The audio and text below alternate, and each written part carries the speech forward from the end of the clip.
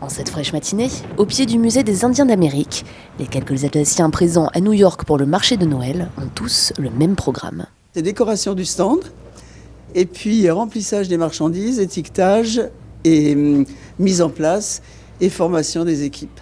C'est qu'à 24 heures de l'inauguration de ce premier marché alsacien en Amérique, il y a fort à faire pour préparer les 30 chalets qui devront séduire le touriste new-yorkais.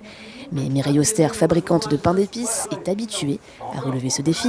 Elle a une clientèle étrangère déjà solide et pour lui donner le goût de l'Alsace, pas question de transiger avec les recettes traditionnelles. Non, il faut imposer aussi aux gens nos goûts sans les modifier. Je trouve dommage de revisiter les plats en fonction des pays. On peut leur apprendre.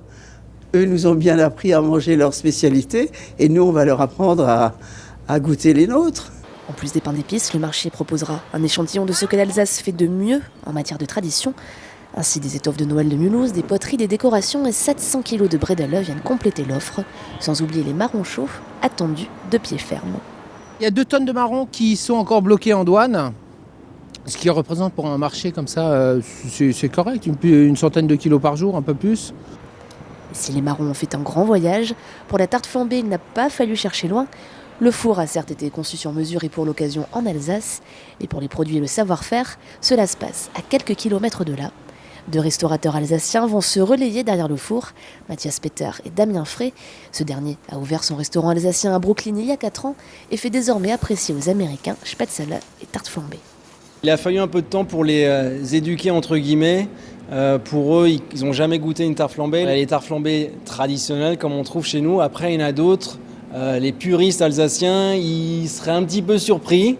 Mais je les invite à venir goûter parce que ça marche très bien et les gens ils aiment beaucoup.